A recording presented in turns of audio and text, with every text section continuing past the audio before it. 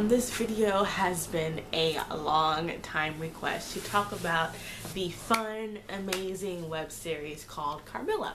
First, let me just say highly recommend it. I first heard about it through Tumblr, which I hear about everything, and as soon as I heard that it was like a decent lesbian vampire web series, I was like, okay, I have to watch it, because vampires, as you know, is one of my top 3 favorite supernatural creatures, which is vampires and the Fae. Those are my favorite. And I love female vampires, but there are so few of them in sort of live action shows and media that get a lot of recognition and get their own sort of stage. And sexuality and vampirism is one of those kind of tricky things where it's either everyone's bisexual, they'll be sort of heterosexual with like side gay sexuality that doesn't really get as much attention as their heterosexual romance, and that sometimes can be kind of problematic. True Blood did this a lot, but with that said, I was really excited for Carmilla, and I am all caught up with the show. This is airing on, I'm recording this video on the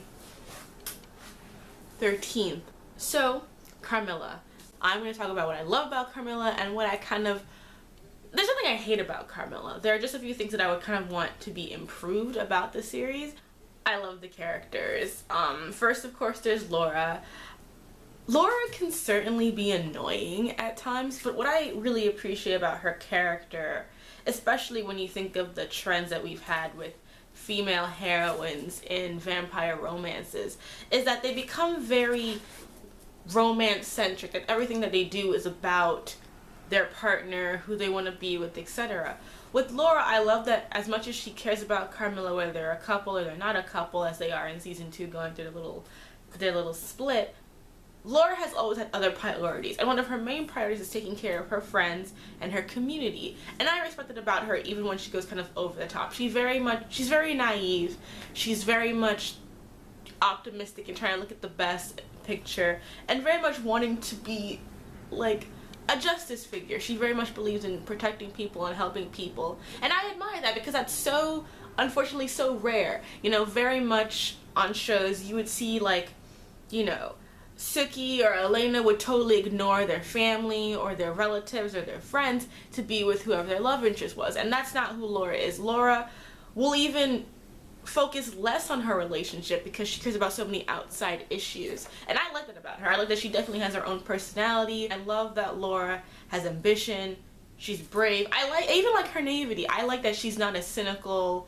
bitter, anti-heroine type person. I like that our main protagonist is someone who is good and believes in good and tries to bring out good in others. I think that it's great to see her flaw not be clumsiness, not be like stupidity, but just that she's inexperienced in certain things, but her goals are pure. Carmilla, my favorite. I definitely love Carmilla the most.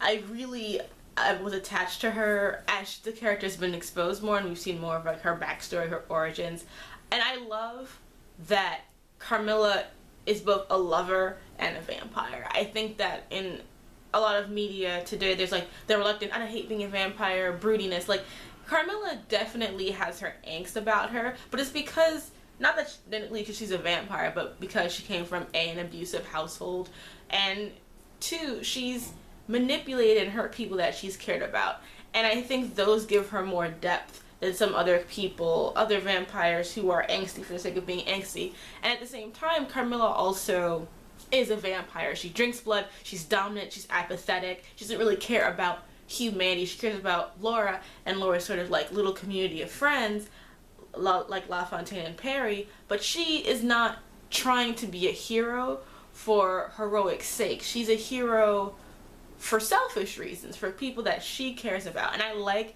that about the character. I like that she's not an altruistic, oh, yeah, do for the greater good. She's very selfish and self-centered, but she has that caring heart side that makes her a good love interest for Laura and makes her a good sister to Mattie. And I love those layers of her character that we've been allowed to see more in season 2. And I especially love that when push came to shove, she chose Mattie over Laura, because that never fucking happens. It's always the love interest, always gonna be the... She chose Mattie over Laura, and I respected her so much as a character in that moment, because I feel like a weaker series, a weaker writer just made her like completely and utterly team Laura. And even though she, you know, is not really agreeing with what Laura's doing, she still wants to protect Laura, but she's also going to protect her family, and that was awesome. Then, you know, there's Perry and LaFontaine. Perry I enjoy on and off. I think that her character is very, you know, she's got those eyes, this very expressive face, and let me say, I like Perry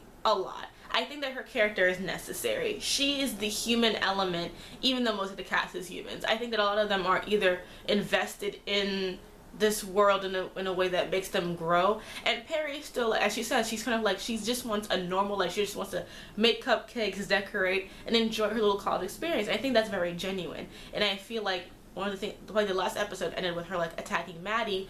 She's trying very much to find control in a very chaotic world. And I think that element of her narrative is very engaging.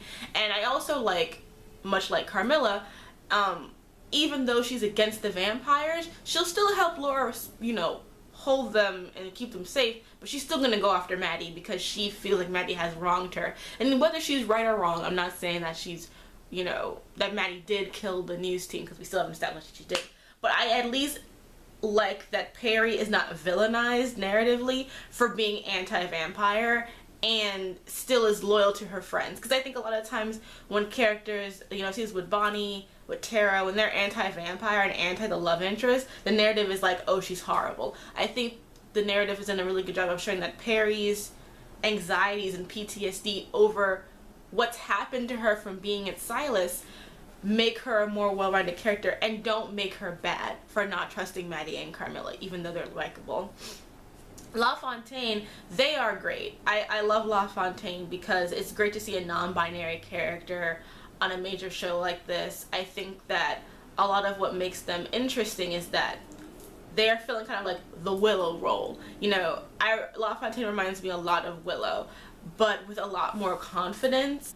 But the one thing I do wish that would happen is that LaFontaine and Perry, to the extent, would get more screen time and more character development. Let LaFontaine have more of a active role, because a lot of times what LaFontaine does is off screen, which a lot of stuff happens off screen because of the way the camera is set up, but to have there be more ways to see what the other people are doing and being leaders is something that I would like to see more, especially with LaFontaine, because that character is so important. Danny, I don't dislike Danny, but I'm not like the biggest Danny fan either. I think Danny is really cute. I think she's super engaging, and I definitely think that her feelings for Laura are genuine. I think that that couple would be fun to be established, but they're so similar that you know it's not going to happen, because it just wouldn't be as compelling as Carmilla and Laura because of how different they are. Like, their dichotomy is what makes them interesting, whereas how, you know, symbiotic Laura and Danny is what makes them, in my opinion, not as engaging to watch. I would much prefer to see to see Danny with another character than to see her with Laura. And I think her character definitely could be explored a little bit more. And then finally, Mattie. I'm counting Mattie in this group because I feel like they have established a lot more of her in this season to make her kind of like a main reoccurring role. And I heart Mattie. I love that when the diversity issue came up, they added more diverse characters, and I definitely think that Mattie is one of the biggest highlights of this season. I think that her relationship with Carmilla is great, but I love, like, again, she's a really hardcore kill you, eat you, slay you vampire who cares about her family unit, but other than that, she's kind of like, humans, whatever, I eat them. And I think that that's a really fun thing to see in a genre that often either wants to make vampires complete whoobies while they kill, or just, you know, so moral that they really shouldn't even be vampires at all. Oh, and JP. I like JP. JP, again, needs more development. I think that the second thing I love most about the show is the writing. The characters, I think, would be engaging even if the narrative wasn't as tight as it is, but I think that the way that the show is written is very good. I think that it has a lot to deal with that really limiting format of the webcam. I know when the Pride and Prejudice, Lizzie Bennet Diaries was out, a lot of issues were coming up about how it was choosing to tell its narrative with the characters and the cameras, and while that world definitely expanded so that everyone pretty much had a camera, excuse me, this one has kind of like stayed limited to that one camera frame, so it can just tell one story through that camera. And I think that it has pros and cons overall. I think that, like I said before, it means that the supporting characters don't get to really do as much as they could. However, it does allow us to form an attachment to the main cast very strongly, and I think that the writers have done a really good job at maintaining everything that they need to do in this one little circle. I mean, a lot of stuff we see off screen doesn't happen, but yet the effects are still portrayed every time we see the characters, and that makes everything seem larger than it is. And I think that's a really important thing to accomplish in a story that is told through one lens. And of course, I love all of the queer. I mean, I use the term queer. A lot of people, some people don't like the term queer. I personally use it for myself and for others, so if you don't like that, I apologize, but I use queer. I love all the queer. I love it. I love it. I think that it's fun. Like I said before, lesbian vampires, you know, get a really bad rap. I think of like the Vampire Lovers, all the kind of like really heavy sexualized interpretations of Carmilla are so obnoxious, and the sexuality in the show is implied, but there's nothing, you know, R-rated or highly rated about what's going on in the show, and I think that that makes it more poignant for me. Like, I even love that there's no heavy-duty romance stuff going on this season, because I want it to be more about that. I think that one of the flaws I often see with lesbian vampires is that the angst and everything is always for a much more sexualized reason than it will be with heterosexual couples, and I'm just so happy that they're doing a good job in showing Carmilla and Laura as lesbian.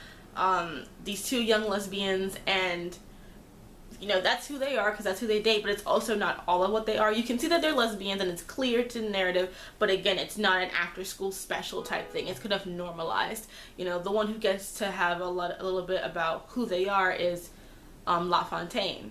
And that's because that idea of non-binary gender is still something new to people, even though it's gone on for years. And I think that that's really good.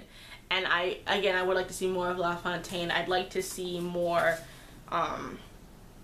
just more gay in general. Like, I think that after True Blood kind of trying to be very queer positive but failing stupendously because it was trying to use all these really mixed metaphors that don't work when you're using the supernatural, it was very great. It's great to see Carmilla really doing it and doing it well. Alright, well, there are some cons, only 2, so that's good. The show is still super white.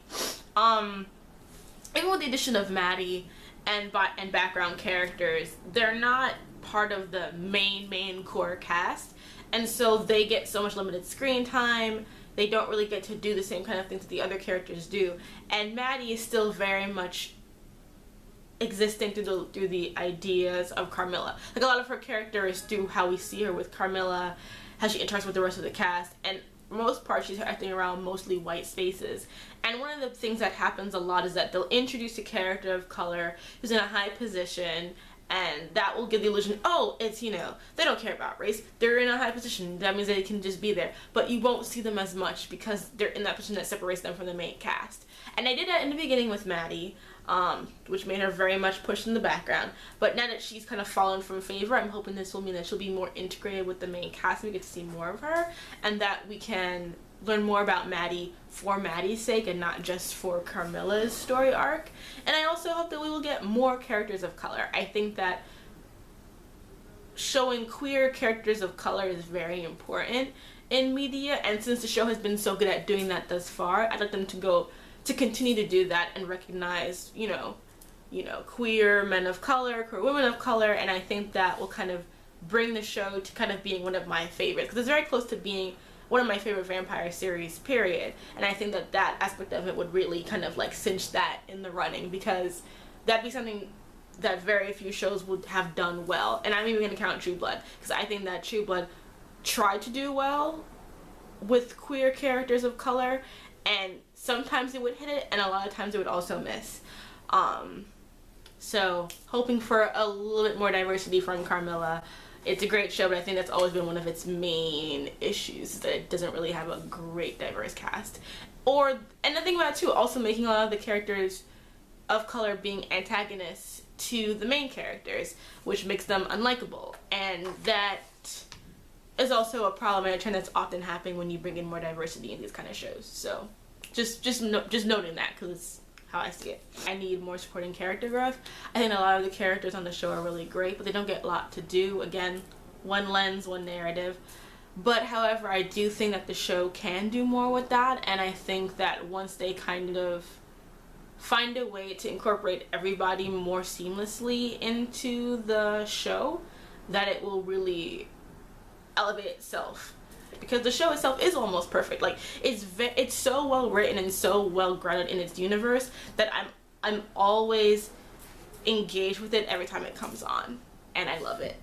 I just think, you know, those two things could be improved, but overall, if you love vampires, love lesbians, love non-binary characters, watch Carmilla.